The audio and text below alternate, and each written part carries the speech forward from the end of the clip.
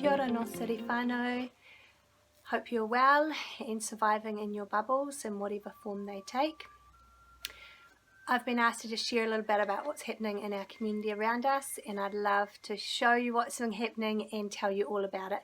So here's a little talk, and then we'll show you a whole bunch of photos and some videos of all the really fun things that have been happening in and around our community during lockdown. Before we went into lockdown, I had this overwhelming sense, or this quickening in my spirit, to embrace community. All the talk was around isolation and keeping people separated from each other, and everything in me was screaming for ways to connect and to show love. So I made a whole lot of cards, and on the front it said, "You're not alone." And I delivered them to 120 houses in our community, our street, and some of the streets around. And inside there was just inviting people to contact me and to be part of kind of a street-wide or community-wide network during lockdown. We have connected with about 30 to 35 households, and we regularly keep in contact with texts and different things like that. In our lockdown bubble, I decided it was a great opportunity to use a free sandwich board I'd found on the side of the road and pop that out and just put some encouraging messages and funny messages out on the street for people walking by. We live in a street that's quite busy, and there's lots of families, kids on bikes and scooters, and people that walk back and forth a lot, so it's a great place to kind of have some sort of board out there with a message on. We got such a great response from that I started to create little giveaways each day, and have been doing that every day of lockdown. And they've taken the form of all sorts of different things just for kids, things for adults, things for families, activities to do, all sorts of things. Sometimes it's all about having a good idea and then being able to outwork that and bring it into action. God has made me a creative person, and I so believe He gives me God ideas. And it's my job to outwork those using the things He has put in my hands and the passions He has placed in my heart. What I've been learning is that kindness and generosity are infectious. As we've been sharing love and giving to our communities, it has enabled others around us to do the same. People have been making deliveries of homegrown produce to our place, asking us to share them with the community. A person down the street bought 5 boxes of fruit and veggies from their work to share. A fireman dropped off 30 loaves of bread. People have been clearing out cupboards and craft supplies and dropping them down to use and put in craft packs for kids or to use as giveaways. A lady dropped off a bunch of little wooden blocks that I painted and turned into little houses to give away. A neighbour bought a box of big river stones down, and I painted those with funny faces to give away. Friends of mine have been making little packs of chalk up for kids to write messages on the footpath. Another lady a couple of blocks over, around Anzac time, she asked if she could create some little poppies and put them at the gate for people to take home and decorate. Our place has become a hub for others to share and show kindness to those in the community. What have we been learning as a family? I guess we've been learning that people are grateful for what we're doing. People have been pouring their love out on us too. Letters and cards in the mail, vouchers for local cafes, money with post-it notes on it. At Easter time, we had so many eggs given for our boys that turned up in the letterbox or in little secret drop-offs over the fence from neighbours and families that have just been enjoying what we've been doing in the community. Our wall in the kitchen is full of thank you cards and notes. Many of them are anonymous. My hope for my boys is that they are learning lessons that will shape their outlook on life, about what it means to be kind, generous, and to have a heart for others and a community spirit. My 2-year-old stands at the gate chatting to everyone who stops by. My 6-year-old sits dangerously high on our fence, chatting about Minecraft to anyone who will listen. And Asher, my 9-year-old, has been such a big help when it comes to checking on giveaway supplies, making sure things are topped up, and helping me clean oodles and oodles of books.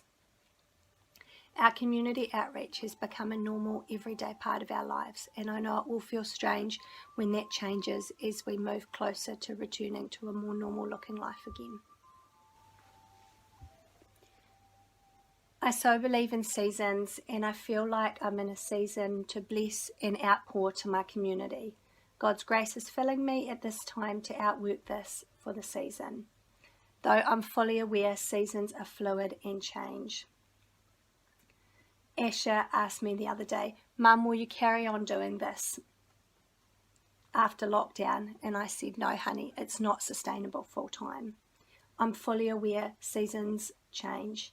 My capacity and grace for this season will not go on forever, and I'm open to hearing God's prompting on when it's time to stop or to shift gears.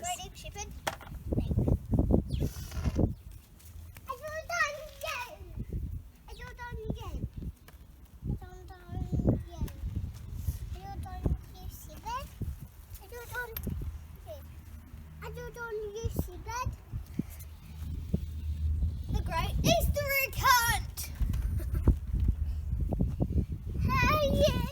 Easter's on its way!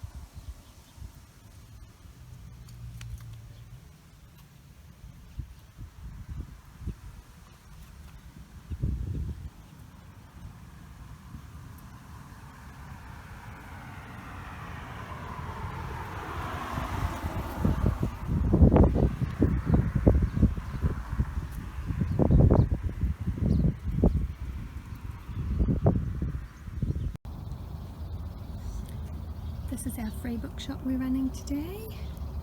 Hundreds and hundreds of books, all from the front of our house.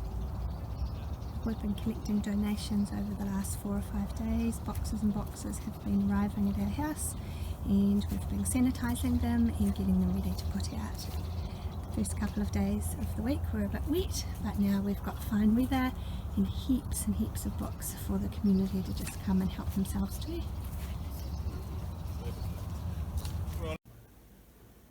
This is our thank you wall, all the amazing cards and notes from people in our community, just loving what we're doing and all of that.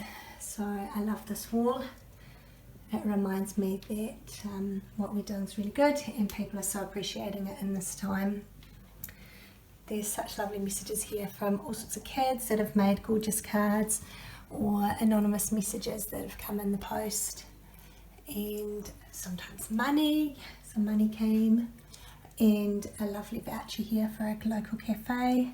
So yeah, this is our wall from all the neighbours and friends that appreciate what we're doing. I guess I'd just like to finish by sharing 3 big-ish community events we've done over the last few weeks, and there'll be some attached videos to go with those as well. So the first one was over Easter weekend. I was conscious that usually at this time of year our kids would be taken to different places to do egg hunts, like the libraries or the museum and different things like that. So of course kids weren't able to do that during lockdown. So I used my community network and invited households to be part of a community Easter egg hunt.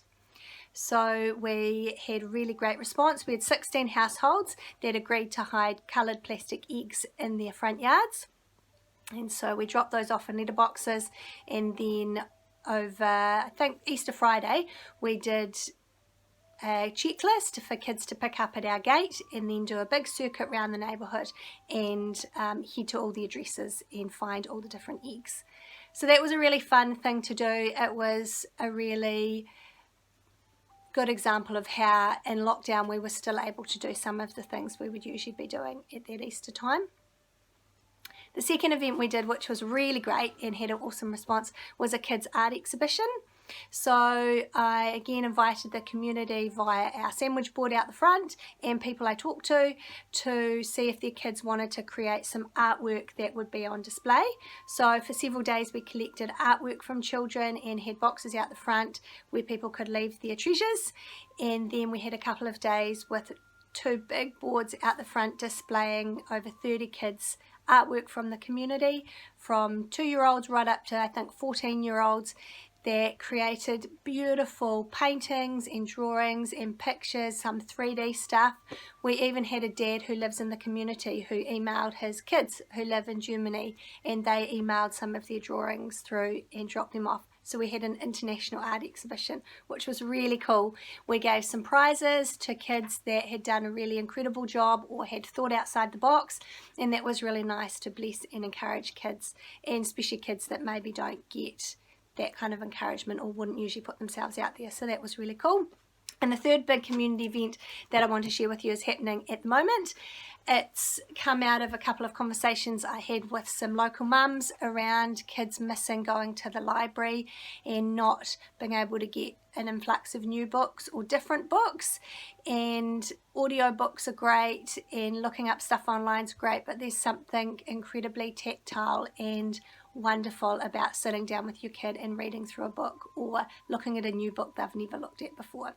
So again, I invited the community to make donations of books. We had big signs out the front for about 4 days. I did a letterbox drop to about 150 houses in the area. Just invited them to hand over some old books, kids books, novels, cookbooks, magazines, all sorts.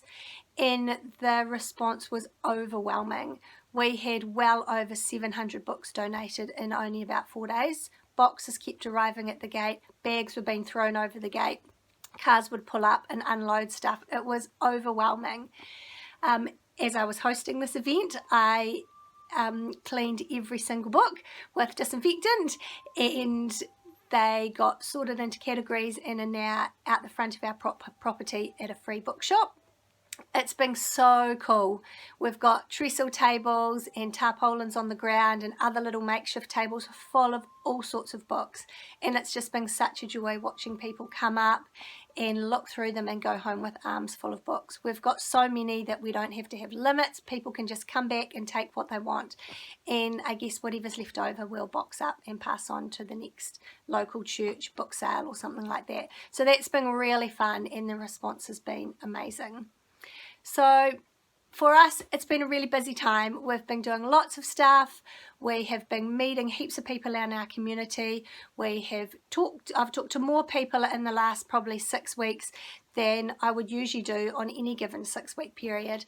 So people come from all over the neighbourhood to see what we do daily, and kids have made it part of their daily routine, coming by and checking out what's happening at our place. So it's been an awesome experience. It's been a great season for us, and as a family it's had its ups and downs, obviously inside the bubble, but our focus has been really outward, and I think that's really helped some of the more difficult or challenging things that happen inside our bubble. We've become able to cope with those a little bit easier. I hope you're well, and I hope you have found some inspiration in what we're doing and enjoyed looking at our photos and some of the videos. If you live in the area, which is Avonhead, come by and check out what we're doing. Lots of love from Carla and the whole Brooks whānau.